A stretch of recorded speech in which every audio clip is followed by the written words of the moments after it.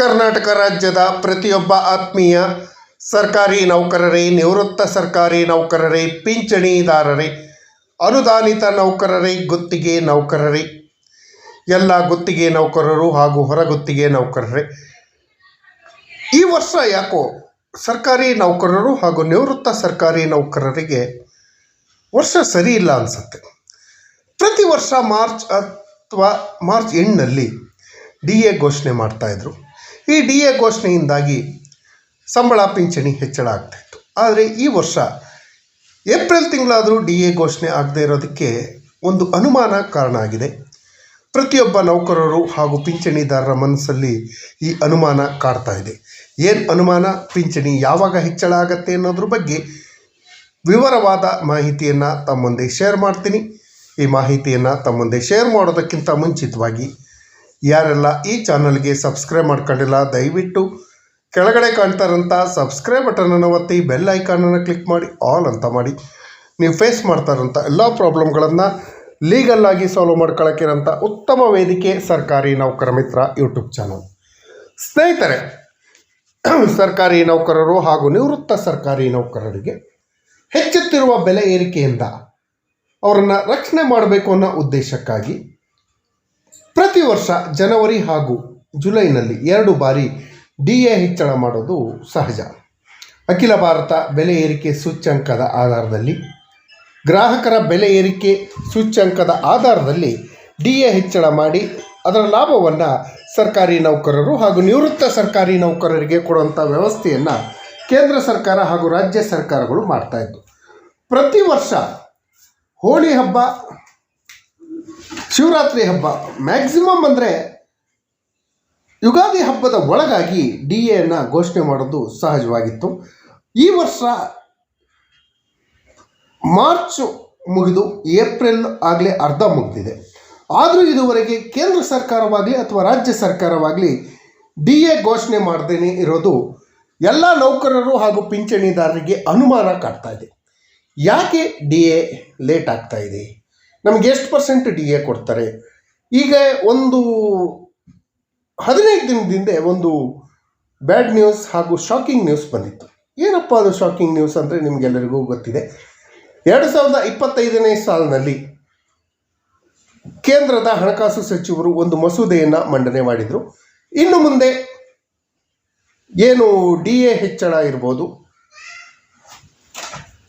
Pay ಕಮಿಷನ್ನ ಸೌಲಭ್ಯಗಳಿರ್ಬೋದು, ನಿವೃತ್ತಿ ಸೌಲಭ್ಯಗಳಿರ್ಬೋದು, ನಿವೃತ್ತ ನೌಕರರು ಹಾಗೂ ಪಿಂಚಣಿದಾರರಿಗೆ ಸಿಗೋದಿಲ್ಲ ಅಂತ ಒಂದು ನ್ಯೂಸ್ ಬಂದಿತ್ತು. ಈ ಬಗ್ಗೆ ನಿವೃತ್ತ ಸರ್ಕಾರಿ ನೌಕರರು, ಪಿಂಚಣಿದಾರರು ಹಲವಾರು ಬಾರಿ ಹೋರಾಟಗಳನ್ನು ಮಾಡಿದ್ರು. ಮೊನ್ನೆ ಕೂಡ ಬೆಂಗಳೂರಿನಲ್ಲಿ ನಿವೃತ್ತ ಸರ್ಕಾರಿ ನೌಕರ ಸಂಘದ ಅಧ್ಯಕ್ಷರಾದ ಭೈರಪ್ಪನವರ ನೇತೃತ್ವದಲ್ಲಿ ಹೋರಾಟಗಳು ನಡೀತು.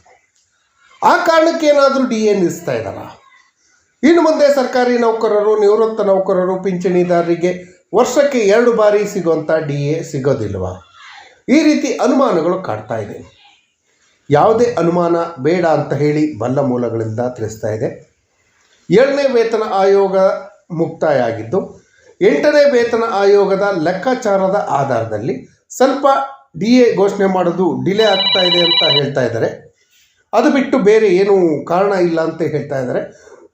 ಆದರೂ ಕೂಡ ಯಾಕೆ DA ಹೆಚ್ಚಳ ಲೇಟ್ ಆಗ್ತಾ ಇದೆ, ಯಾವಾಗ ಸಿಗ್ಬೋದು ಅನ್ನೋದ್ರು ಕೂಡ ನಾವು ಕೇಂದ್ರ ಹಣಕಾಸು ಸಚಿವಾಲಯದಲ್ಲಿ, ಕಾರ್ಮಿಕ ಸಚಿವಾಲಯದಲ್ಲಿ ಹಾಗೂ ಸಿಬ್ಬಂದಿ ಹಾಗೂ ಆಡಳಿತ ಸುಧಾರಣಾ ಇಲಾಖೆಯಲ್ಲಿ ವಿಚಾರ ಮಾಡ್ತಾ ಇದ್ರು ಕೂಡ ಅಲ್ಲೂ ಕೂಡ ಇದೇ ಉತ್ತರಗಳು ಬರ್ತಾ ಇದೆ. 7th ಪೇ ಕಮಿಷನ್ ಕಂಪ್ಲೀಟ್ ಆಗಿರೋದ್ರಿಂದ 8th ಪೇ ಕಮಿಷನ್ ಆಧಾರದಲ್ಲಿ DA ಘೋಷಣೆ ಮಾಡಬೇಕು. ಆ ಲೆಕ್ಕಾಚಾರದ ಆಧಾರದಲ್ಲಿ DA ಘೋಷಣೆ ಲೇಟ್ ಆಗ್ತಿದೆ ಅಂತ ಹೇಳ್ತಾ ಇದ್ದಾರೆ.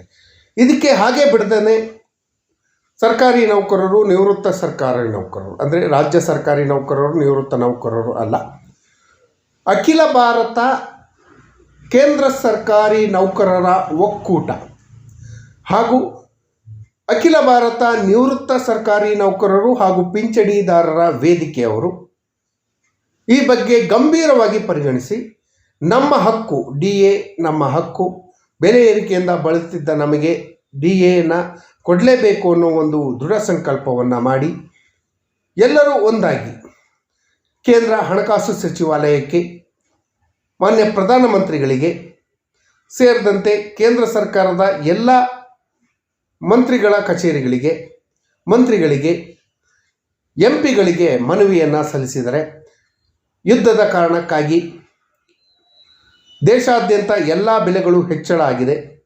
ಇದರಿಂದ ರಕ್ಷಣೆ ಸಿಗಬೇಕು ಅಂದರೆ ನಮಗೆ DAಯನ್ನು ಘೋಷಣೆ ಮಾಡಬೇಕು. 3% ಘೋಷಣೆ ಮಾಡೋದಲ್ಲ, ಕನಿಷ್ಠ 5% ಘೋಷಣೆ ಮಾಡಿದ್ರೆ ಮಾತ್ರ ನಮಗೆ ಬೆಲೆ ಏರಿಕೆಯಿಂದ ರಕ್ಷಣೆ ಸಿಗೋದು ಸಾಧ್ಯ. ಇಲ್ಲ ಅಂದರೆ ಸಾಧ್ಯ ಇಲ್ಲ ಅಂತ ಹೇಳಿ ಮನವಿಯನ್ನು ಕೂಡ ಮಾಡ್ಕೊಂಡಿದ್ದಾರೆ. ಈ ಮನವಿಗೆ ಸ್ಪಂದಿಸಿದಂಥ ಕೇಂದ್ರ ಸರ್ಕಾರ ಆದಷ್ಟು ಶೀಘ್ರದಲ್ಲೇ, ಅಂದರೆ ಇದೇ ವಾರದ ಶುಕ್ರವಾರ ಅಥವಾ ಶನಿವಾರ ಕೇಂದ್ರ ಸಚಿವ ಸಂಪುಟದ ಸಭೆ ನಡೆಯುತ್ತೆ ಅನ್ನೋ ಒಂದು ಮಾಹಿತಿ ಬಂದಿದೆ.